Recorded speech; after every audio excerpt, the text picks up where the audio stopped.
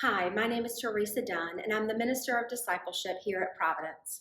Welcome to our Advent series entitled Sharing the Story. In Isaiah chapter 11, verse 1, the prophet Isaiah tells us that a shoot shall come out of the stump of Jesse, and a branch shall grow out of his roots. We all come from the roots of our family tree. A family tree tells the story about who you are, where you came from, and what makes you special. Even Jesus had a family tree, and it's called the Jesse tree.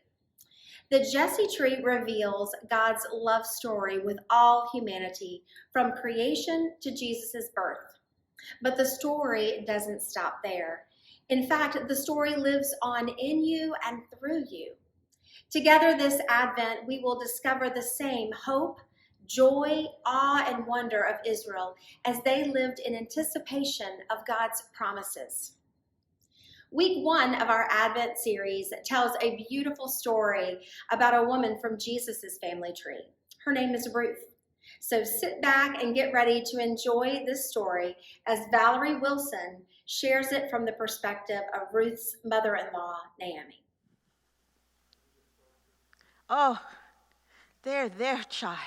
Oh, such a fuss. Oh, now you know your mother will be home soon.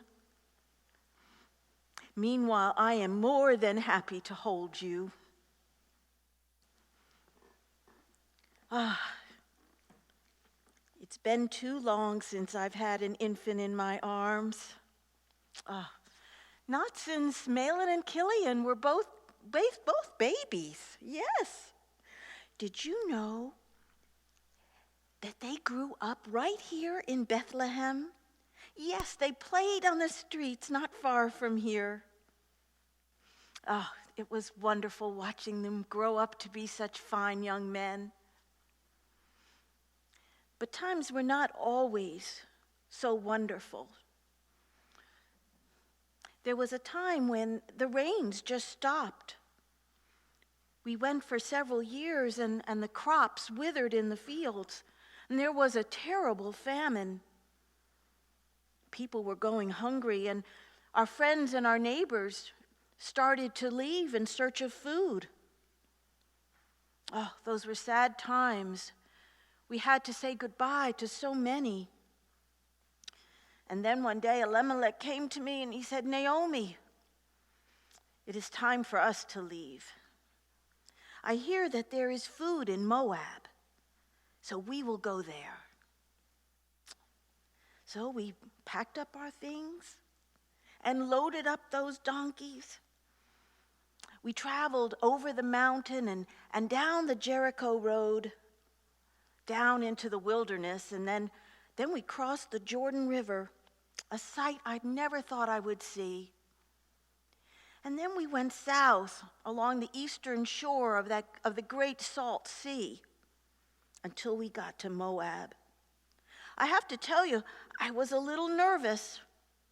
You see, Moabites were not known for being friendly to Israelites. But it turned out to be fine. We were welcomed, and there was food.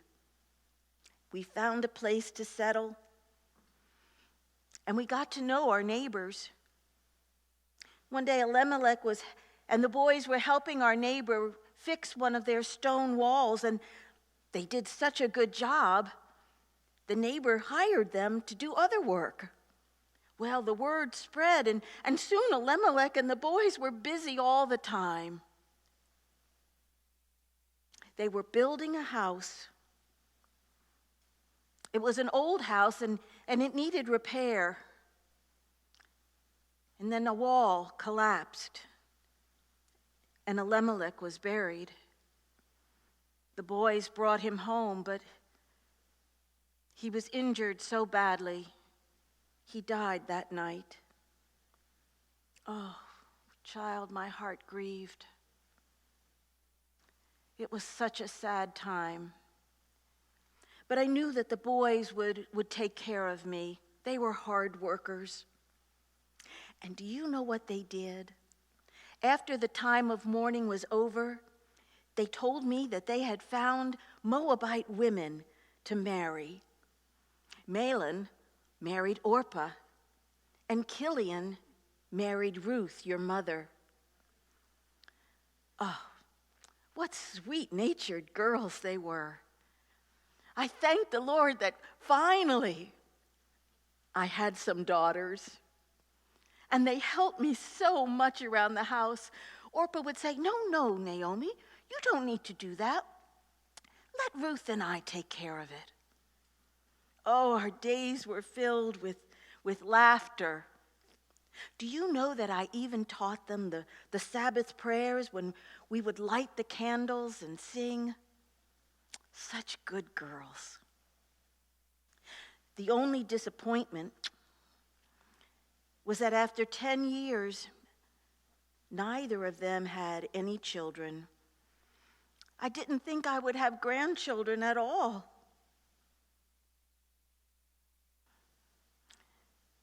And then one day, Mahlon came home sick. And then Kilian got sick. Oh, they were so ill. We didn't know what to do. Both of them died within days of each other. Oh, such weeping. Such weeping in that house. Orpah said to me, Mother, what will become of us? How will we live? And I had no good answers for her. I couldn't sleep that night. I lay awake thinking, what should we do? In the morning, I said to the girls, I think I am going to go home to Bethlehem. You should go back to your families. Perhaps they can find husbands for you. If you stay with me, there is nothing I can give you. I have no more children in my body. Well, they both protested, loud and long. They didn't want to leave me. But finally I convinced Orpah that she should go, and she kissed Ruth and I and left. But Ruth, your mother, would not leave me. She said to me, Naomi, where you go, I will go. Where you stay, I will stay. I will live where you live. Your people will be my people, and your God will be my God. Where you die, I will die, and there I will be buried. And may the Lord curse me if anything but death separates us. Her love and loyalty just astonished me. And so I agreed that she could come with me. And we made our way back to Bethlehem. As we were nearing the village, we saw that the harvest had just started. The men were out in the fields. Naomi looked over and she said to me, Ruth said to me, Naomi, what are those women doing over there? And I said, well, in Judea, the farmers often let the poor walk behind the harvesters and pick up any of the leftover grain. They consider it a good deed that is pleasing to God. And I saw a look of determination come on her face, and she said, I could do that. We came into the village. Some of the women ran up to me. They recognized me. Naomi, you're back, they said. But where is Elimelech, and where are your sons? And I had to tell them the whole sad story. And I said to them, no longer call me Naomi. My name is Mara, for I am filled with bitterness. Well, we settled in, and the next morning, Ruth woke up early and went out to one of the fields. She worked hard all morning, and I have to say, though, that I was very worried. It is not always safe for a young, pretty woman to be alone in this world. But she came back smiling, a sack full of grain. She told me that at noon, at midday, the owner of the field had come by. His name was Boaz, and that he had greeted her and praised her. He had heard that she had stayed with me, and he admired that very much. He told your mother, "I want you to only come to my fields. I will have my men protect you, and you can work with my women over here." And then she said, he invited me to come and have a meal with them in the shade of the trees. I thought to myself, Boaz? I know that name. He's a clansman of Elimelech. He is one of our near relatives. He could be a kinsman redeemer. That is someone who will marry the widow of a man in their clan. He will buy their property but keep their name and legacy alive. Well, from then on, Ruth went out to only the fields that Boaz owned. And she worked so hard all through the harvest, and we had plenty to eat. And then it came time for the threshing of the grain. And I suggested to her that perhaps she could go down to the threshing floor where the men were. And after the threshing, they had a party. I said, just stay back, but when the party is over, go up to Boaz and thank him for the favor that he has shown you. You see, child, some men just need a little encouragement. And that was certainly true of Boaz. But the very next day, he went to the man who was the next in line, the closest kinsman to Elimelech, and explained the situation and asked if he would be our kinsman redeemer. Well, the man was already married with a family, and he said to Boaz, "I don't think it's a good idea for me to bring home a young and pretty woman into my household. I don't think my wife would like that very much." "No," he said, I waive my rights. Boaz, if you want to go take on that responsibility, you go right ahead."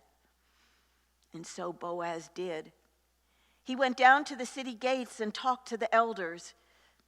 He told them that he would buy all of the property of Elimelech and Mahlon and Chilion from me, and that he would marry Ruth, Chilion's widow. And so he did. And now it's been a year, and we have you, darling Obed, and my heart is just filled with joy. Truly, the Lord is good. He took me out of my deep despair and put me on a mountaintop of joy. Every day, I thank the Lord for Ruth and her loyalty and love. And I thank the Lord for Boaz, for his goodness and strength. But most of all, I thank the Lord for you, Obed, for in you I see our future. In you my hopes rest. Praise the Lord. Oh, I think I hear Ruth coming back. Come, child, let's go greet your mother.